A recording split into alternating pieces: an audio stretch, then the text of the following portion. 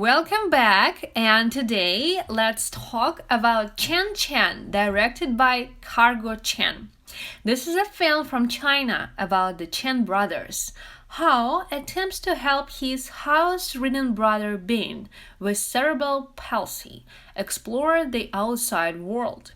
This leads to an adventure full of unforeseen consequences. We have to take a deep sigh with this film. Yes, I cried by the end. Yes, and so fair to the viewer about the feelings this story is trying to show us. It's story, really Hollywood style story. About their kind of disease that trapped you in your own body, and your friend or your brother, sister, or someone from your family who tries to help you to get out of it and feel the pressureness of the real world. And yeah, from one hand, it's real Hollywood story. On the other hand, it's the Asian perspective of this kind of story. The small details that tells us that we are in Asia. So it's kind of a mix of the story that we can see from the Hollywood movies back 10 years ago. There was a tendency of this kind of movies. And there is still strong emotions that it brings to us. We're still crying. That's what I like. This is the reason why I really like this movie. Because it doesn't matter. It happens 10 years ago, 20 years ago, or in 10 years after it. We're still gonna cry, enjoy, and laugh together with these two boys that really try to enjoy the moment together. And yeah, it's definitely 200% the story about brotherhood. Yes, definitely it's a story about the love between siblings. I also found personally it was an ode to diversity and normalizing disability. So, in a way, we're acknowledging the uniqueness of every single person and also finding similarities amongst differences. I found that the ending is particularly meaningful because, in a way, the disabled is helping out the abled.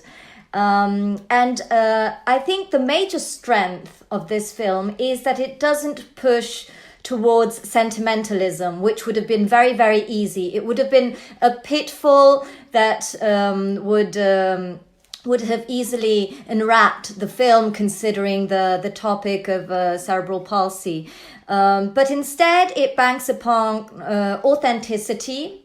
We follow the mundane activities of these two brothers, and little by little, we acquire a different perspective on the events and on the entire situation. So I think it's brilliantly done, and obviously it's particularly significant that the filmmaker dedicated this film to his brother. So I assume the story is very personal. Yeah, and one more important thing, at least for me, for myself, that you feel like the director don't try to feed you with these emotions. You're inside the story. There is a sense of humor there, a little bit of drama, but still you don't feel pity. You don't try to don't have this feeling of pittiness to the main character. He is amazing. I mean, the actor is amazing. How he's laughing, how he's smiling. You feel like he's in the moment. I'm speaking about it and I'm already started crying. You're getting moved. Yes, it is a moving film. Yeah, it's really beautiful.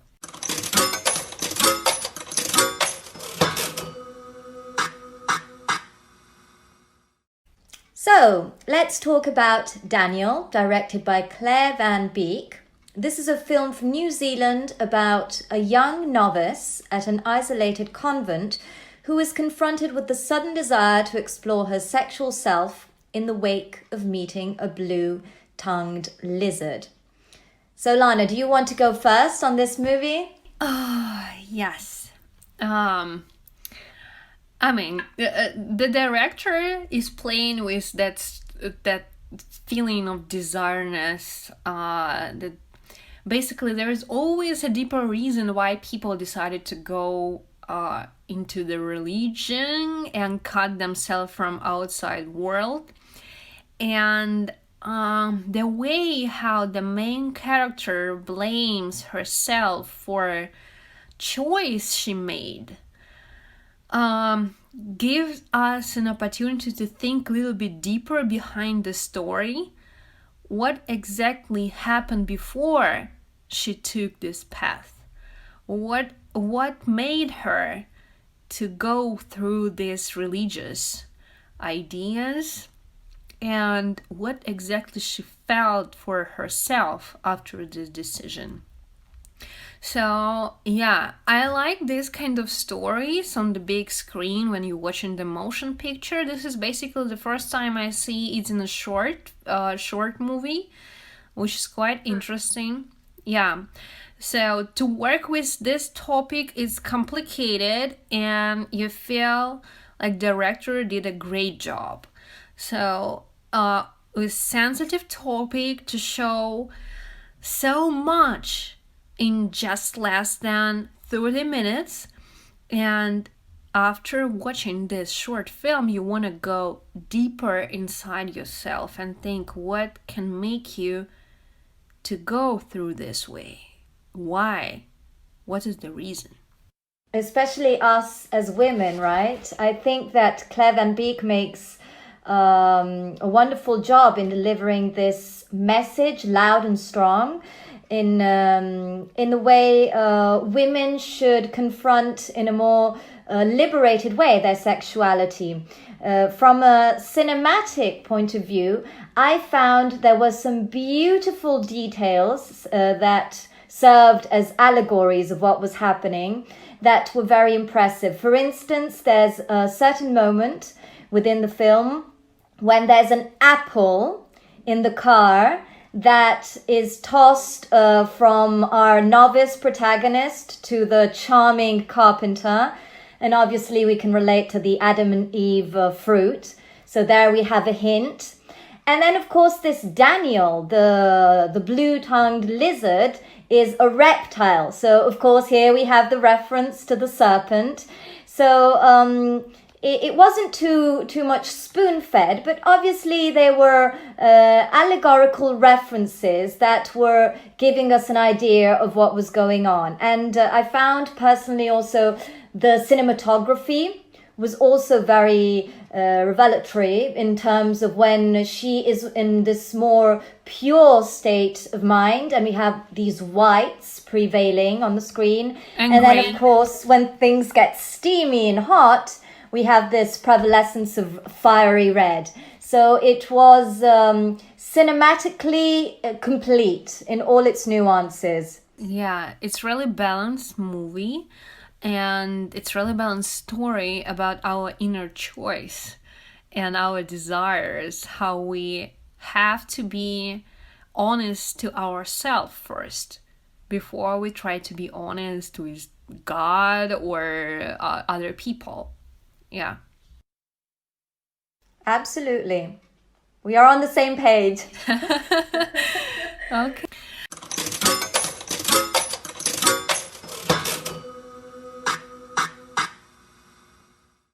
Okay, now let's talk about A Town Called Panic, the country fair, directed by Vincent Pattard and Stephanie Aubier. This is an animation film from Belgium about a horse, an Indian, and a cowboy who race to find their missing tickets to an annual agricultural fair before it's too late. You know, Chiara, I'm reading this. I remember how it was when I watched this short film. And it's never stop joke, you know, never ending joke. So what do you think? Tell me. Yes, it's absolutely delightful and fun. To me, it reminded me of, you know, those little toys you would make with Play-Doh when you were a child in terms of how the whole stop motion is designed. I very much adored the gimmick of the time travel through the washing machine. I thought that was so original and entertaining. And of course, it somehow gave a nod to all those films about time travel from Back to the Future, when, if you change your past, you change also the present and the potential future. The rhythm was extraordinary with all this surrealistic slapstick comedy. And I was very fascinated to find out that these three characters of cowboy, Indian, and horse have been around for quite a while, and that the filmmakers had first given life to them through stop motion sit comedy that started back in 1991. And they continued to develop the stories of these characters. They also made a feature short in 2009. And now we have the continuation with this adventure at the country fair. So I find it beautiful that children and adults as well, because we enjoyed it too, have the chance to get attached to these characters and follow their various adventures. So what about you? I see that you were very delighted by their story. Yeah, I was too much delighted. You know why? Because I felt like it put me back to my childhood memories, when you take different toys that not actually fitting together in one family, and you put them together and pretend they're a family and play with them. Yeah, so it reminds me, this short movie reminds me of the same feeling as you were a kid and you just play with this huge imaginable world, do whatever you want, create your own rules. And this is how it works if it was a movie. True. It's actually childhood dreams come true, I think. And I hope I'm not the only one who did this weird family thing when he was or she was a kid. Oh no, we all did it. But I wish I did put a horse as the parent figure. That's very fascinating, I must say. Yeah, this horse is so sweet, and I want to try that sandwich that this horse cooked for Indian and the cowboy. It was so huge. Yes, it's on our to-do list. Try that sandwich out.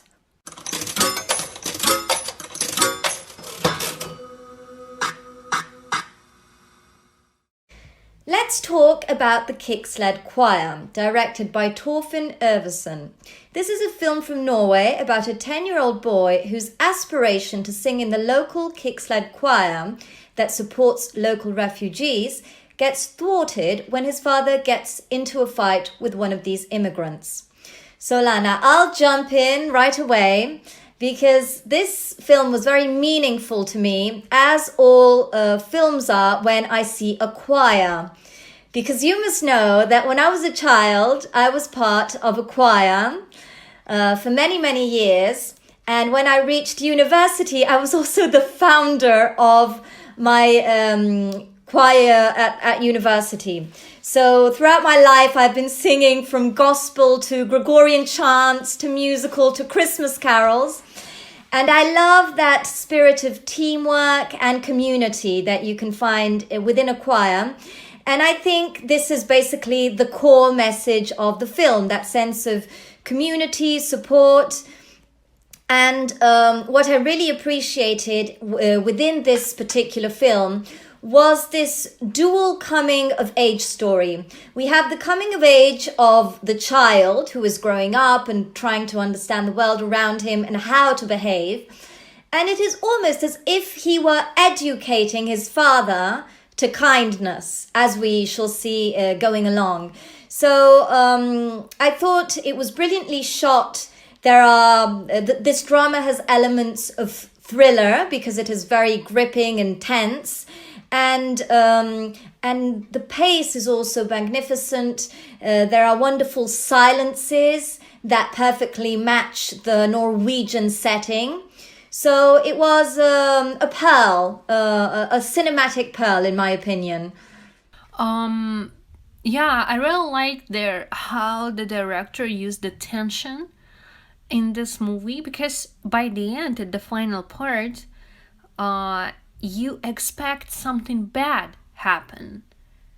Just in a moment before, everything will be okay, and you see that there's not gonna be any fights between father and refugee anymore.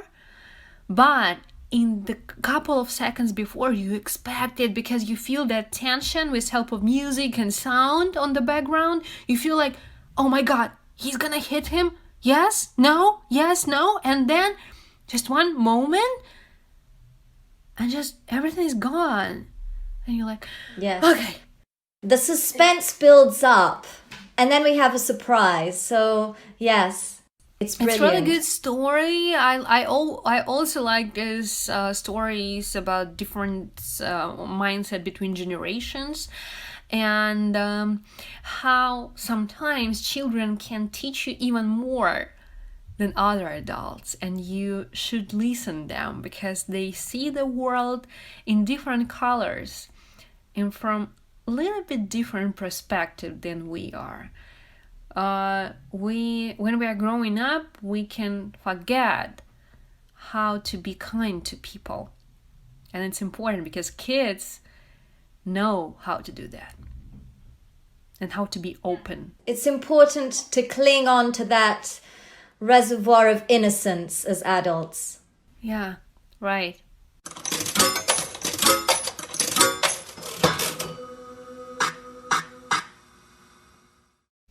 Okay, so now let's talk about Zombies, directed by Bellocchi. This is an experimental film co-produced by Belgium and Congo, where the musician turned director tackles our obsession with being ever connected and always on. So this is the music video, important to say. And Chiara, you should start first. Yes, as you said, it has lots of elements of music videos because our director, our filmmaker, is debuting. He's a singer primarily, a rapper. And you can see several of his songs are included in this little cinematic piece he has made, like Spotlight and Glossina. And he's very subtle and ironic and playful in portraying how we have become zombies within this digital era, how we compulsively check our phones, how we have become disconnected with this passive addiction. The whole situation is portrayed in a very kinetic and dynamic way. And it's a good contrast because he's actually portraying our passivity, but with this frenzy in the background, a shambolic frenzy, I would say. And I liked also how he went full circle because also the credits at the end utilize that language, the text messages to say who was featured in the film. So he's brilliant in doing that. Come on, jump in. You tell me. I have to say, I love totally 300% credits. They are amazing. This is the way how you can keep the audience till scene after the credits, somewhere in Marvel movies. This is how it should look. Because when I watched it, after a couple of moments, like let's see, 1 minute, I realized that I'm still watching this movie despite the fact there are already credits. There is no movie, there is no any dance or song, but I looked at the credits and I just can't stop. Yeah, that is their tool that in 100% is amazing. All of my heart is there. I love credits, but not only credits for sure. I love the music and how they made their dance and how it worked with the story, with this idea that we always try to get an attention online and stay tuned and get as much likes as possible. So we're in internet not only with our brains, but with our bodies because we connected with our phones. Yeah, but credits, yes. The credits are excellent because they are related to the theme. And when you were talking about scenes within the short that you liked, One that particularly struck me was the nightclub scene when they're all wearing headsets, VR headsets, and they're dancing alone, of course, to emphasize this isolation of technology. And it's curious, I was just wondering if such things exist already, because I've heard that in Europe there are some silent discos where you wear just the headphones and you dance alone. But I haven't heard yet of the one where you also get isolated visually. So I'm curious if they exist already or if it's going to become a thing. But they are sometimes cracking the time. And artists and writers and directors see the future even if they don't recognize it. So probably somewhere in a couple of years we will have this VR silent disco. I prefer the old disco. As soon as the pandemic is over, I want, someone to grab me and spin me around the old classic way.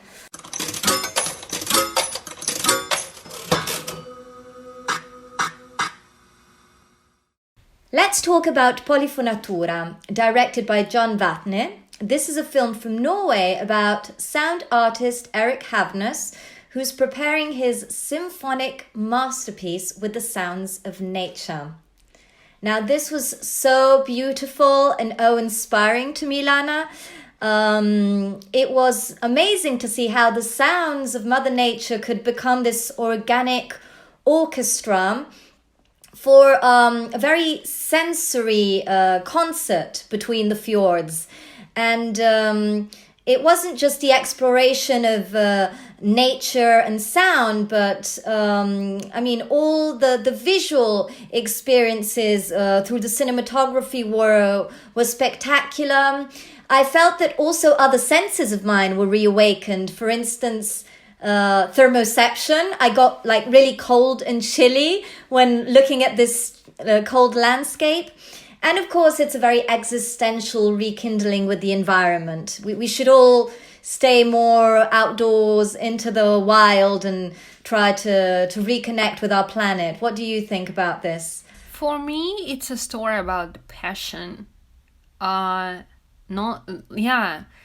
art of loving your job, not only job, the thing that makes you incredibly full emotionally with this world. This can be a work, it can be a hobby or something. It's about the things that makes us feel alive. And I personally really inspired by this kind of people as the main character, Eric. First of all, he's really handsome, I have to say. I just can't. You did your homework, girl. Second, he enjoys every single moment during the process of recording these sounds, and he just in 100% into it. And this is beautiful. When you see the doctors that love their job, when you see artists that love their job, when you see engineers who build bridges and love their job with every creation they do, you're like, man, that is the reason why we have human nation still alive. Because this is what moving us forward. This love, this passion to some small things that makes this world a little bit better. So definitely for me, this is a story about the things that we like, that we love with all of our heart. And this makes us better. Yeah, and I feel you said something very special here because, of course, Eric is very charming and handsome, but the beauty that pops out within him is the fact that he doesn't even consider his physical appearance, but it's the passion and drive that he puts in his job with great care and a very meticulous approach, and the fact that he is completely focused on that. So the passion that comes from within gives that extra special glow and beauty to every human being. So I think that's very important to this film.